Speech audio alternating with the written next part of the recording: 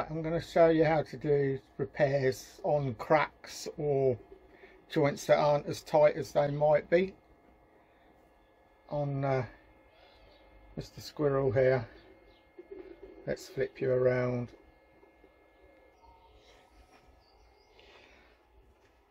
Yeah, it's a bit open here, so I've got some bits. It's always pays to keep a few bits of wood from what you're working on, and I've got some extremely thin slithers of cedar, and I'll just pop a bit of glue in there and wedge these bits of wood in, let it dry, and then sand it and stain it. Right, I'll get on.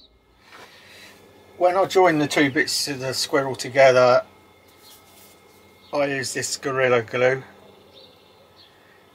It's a very strong glue, and it foams up. It swells to about 3 times its original size, so it foams up and fills a lot of gaps, but I'll say some bits it's missed, so I'll fill them in with my little shims. Yeah, my little shims of cedar offcuts that I've had from carving the various bits lately.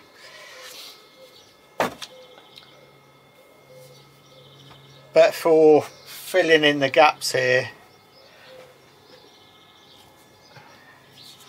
I'm going to use this other Gorilla Glue. It's a white one, and that doesn't foam up. So I'm just going to snap a bit off and bring you over.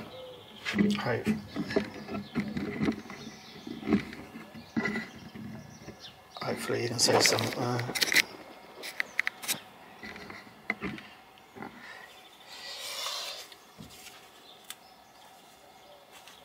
See. Oh.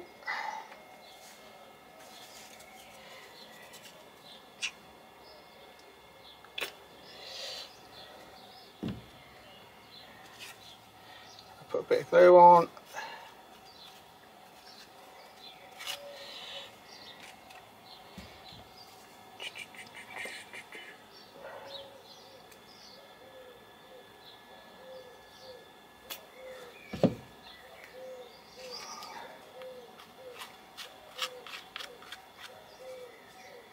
Like that.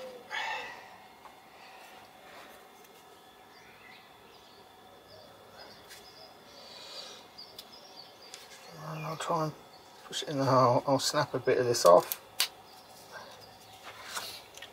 Grab a hammer.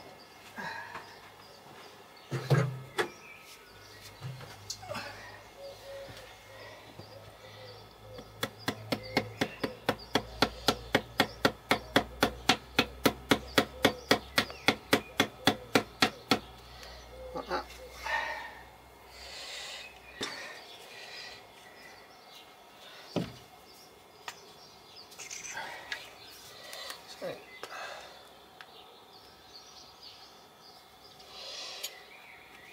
Glue.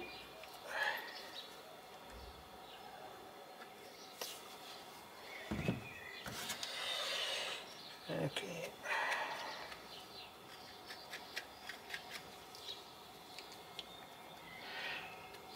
You can do it with glue and sawdust, but I just find that the sawdust doesn't take the stain in quite the same way. That bit's just snapped off in there, that's fine, because that's what we're going to do long term anyway.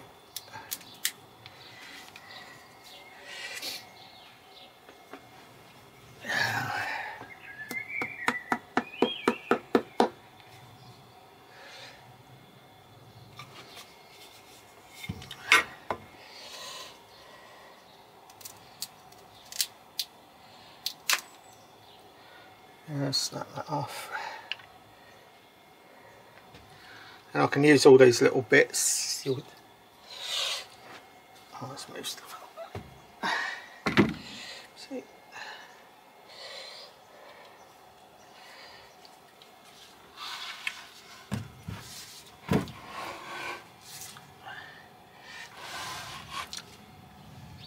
There isn't much in this side really.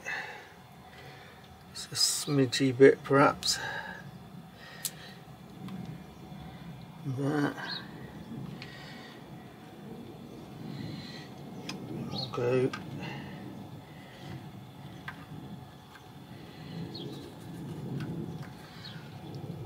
So yeah, literally a tiny little bit. Stick it out.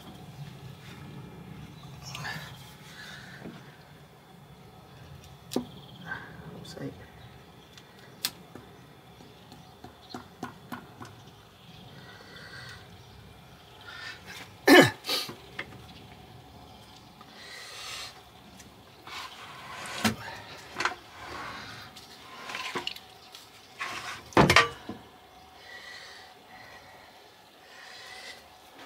Hammer's gone walkabouts.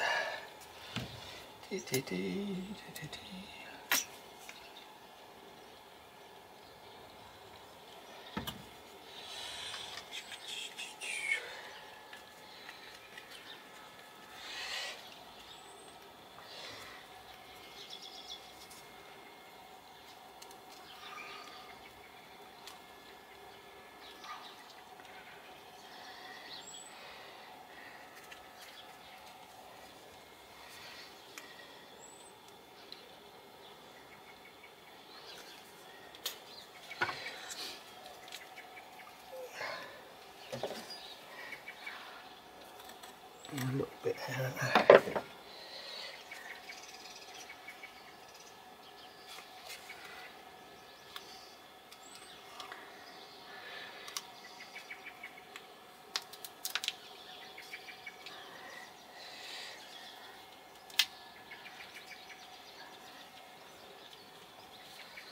I think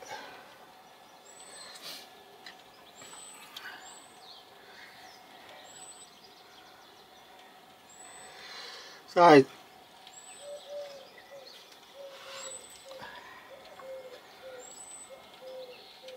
That's virtually it. You can use bits of your sawdust from off the ledges as well. And you can push that in, and that will stick to any bits of glue.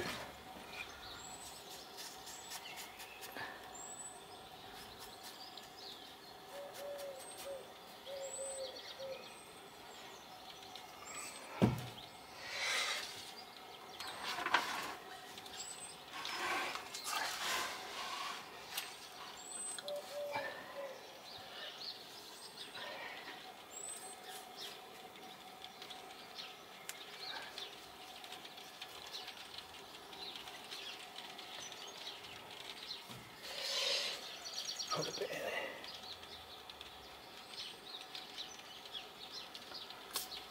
there.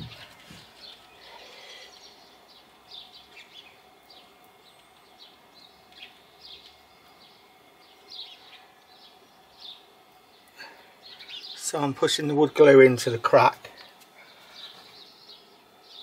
and I've got some sawdust.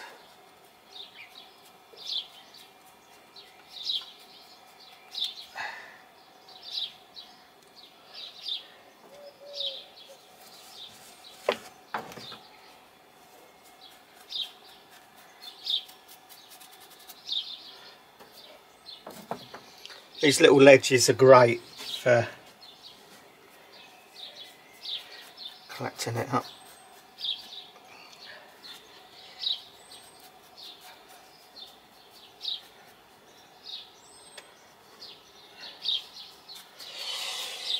And I'll also do it where I'd put the screws in, and I've got some holes there.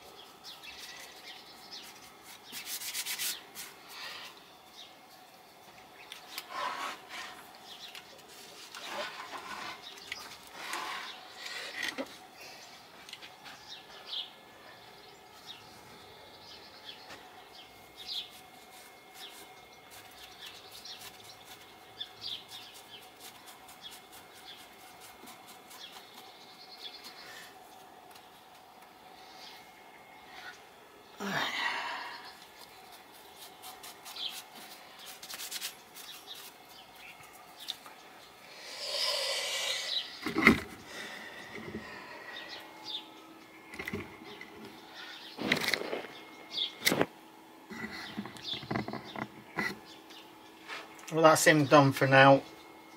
We'll come back to him when the glue's gone off, and then we can sand it off and yeah, stain it. Fast forward 24 hours and the glue's dry, and we're going to finish it off now. You can see that there's bits of glue and dry sawdust spread all around it. I'm going to sand that off and get some texture in here where the little bits of wood are, to try and blend that in a bit. I'm going to do it with a Dremel rather than the chainsaw. I could do it with a chainsaw, but because I've got those screws that had gone through and that are stuck in there, I want to go in here as fairly deep to create some texture, but I really don't want to nail my chainsaw, and I've got an old Dremel bit that I'm not too fussed about if that gets scuffed up, so I'll get on with it.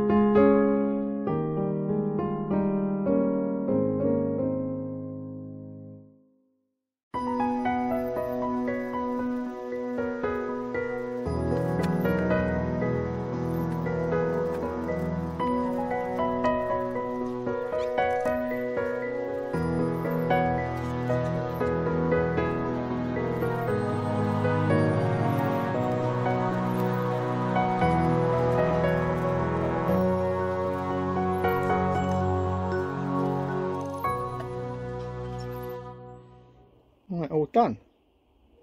It's not exactly invisible mending,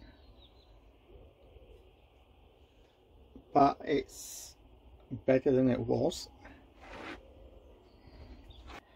Spin it round a bit.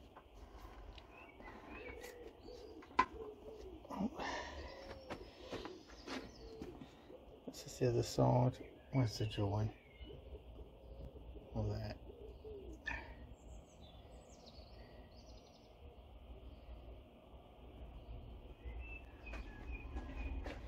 Yeah, so not too bad.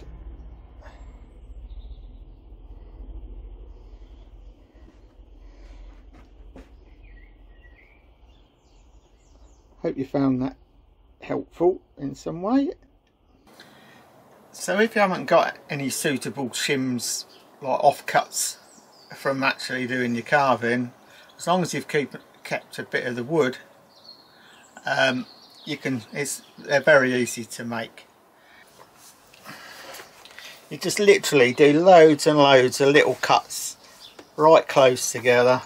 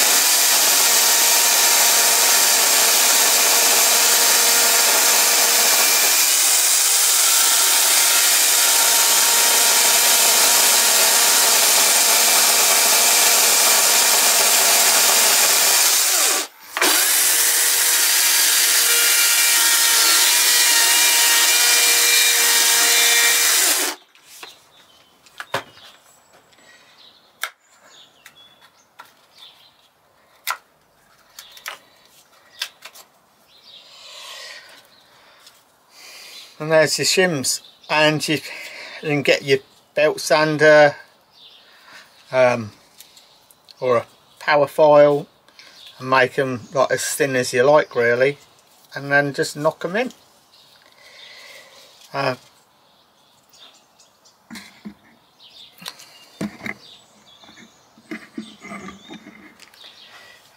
It is useful to keep the same bit of wood, and you can go into the wood at different depths depending on whereabouts the cracks have appeared on your carving, so it matches up, because you find that the outside wood quite often takes a stain slightly different from the wood further in, so sometimes you have to get the wood from further in to make your shims, but I think you probably got the gist of that. Well, I think that looks a bit better. Hope you found it useful. Please like and subscribe, and I'll catch you next time.